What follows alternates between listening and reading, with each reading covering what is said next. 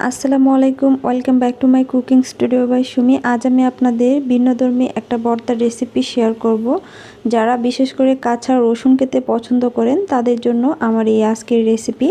তো চলুন ফ্রেন্ডস, এই ভর্তাটা কিভাবে বানাতে হয় সেই রেসিপিটাই আজ আমি আপনাদের সাথে শেয়ার করছি।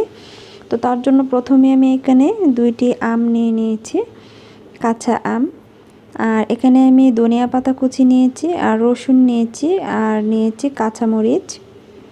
তো আমার এখানে প্রধান যে উপকরণ সেটা হচ্ছে রসুন দিয়ে আজ আমি আপনাদের ভর্তাটা তৈরি করে দেখাবো। তো প্রথমে আমি এখানে আমের খোসাটাকে ছাড়িয়ে নিচ্ছি একটা পিলারের সাহায্যে।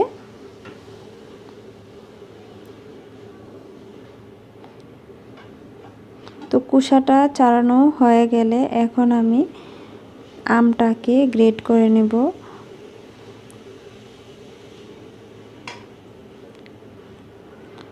তো আমার খোসাটা ছাড়ানো হয়ে গেছে। এখন একটা চাকুর সাহায্যে আমটাকে আমি ভিতরে আপনার বিচিটা আমি বের করে নিচ্ছি।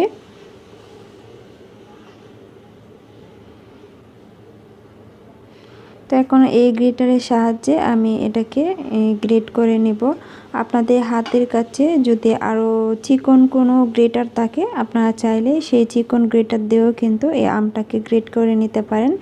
এতে আমের যে ভর্তাটা সেটা কিন্তু আরও সফট হবে।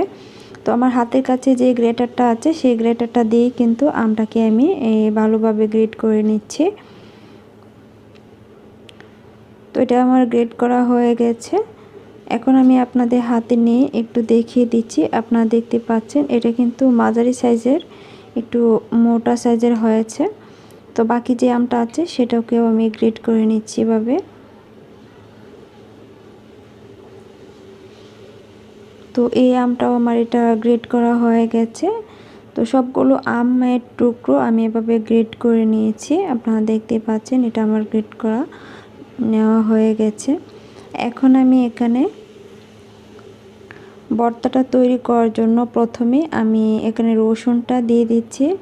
রসুনটা দিয়ে দেওয়ার পর আমি কাঁচামরিচগুলো এখানে মাঝখানে ভেঙে তারপর অ্যাড করে দিচ্ছি।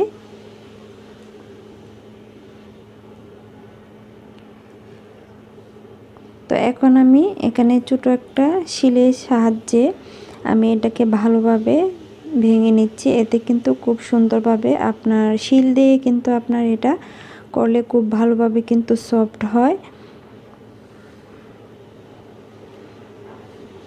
তো আপনারা দেখতে পাচ্ছেন খুব ভালোভাবে কিন্তু একদম আপনার মিহি হয়ে গেছে। এখন ধনিয়া পাতাটা দিয়ে আমি জাস্ট মিশিয়ে নিচ্ছি যাতে এর থেকে খুব সুন্দর একটা ফ্লেভার এড হয়। তো ফ্রেন্ডস, এটা আমার কমপ্লিট হয়ে গেছে। এখন আমি ভর্তাতে অ্যাড করে দিচ্ছি।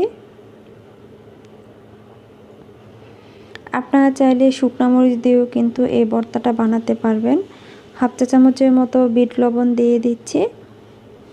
বিট লবণটা দিয়ে আমি ভর্তাটাকে মাখিয়ে নিচ্ছি।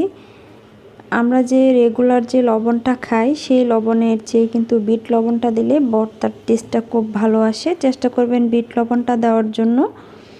তো এটা আমার মাখিয়ে নেওয়া হয়ে গেছে। এখন আমি আপনাদের পরিবেশন করে দেখিয়ে দিচ্ছি। যারা রসুন খেতে পছন্দ করেন তারা এই ভর্তাটা একবার হলেও ট্রাই করবেন। আশা করছি আজকের ভিডিও আপনাদের ভালো লাগবে। তো ভিডিওটি ভালো লাগলে আমার চ্যানেলটি সাবস্ক্রাইব করবেন। সবাই ভালো থাকবেন, সুস্থ থাকবেন। আল্লাহ হাফেজ।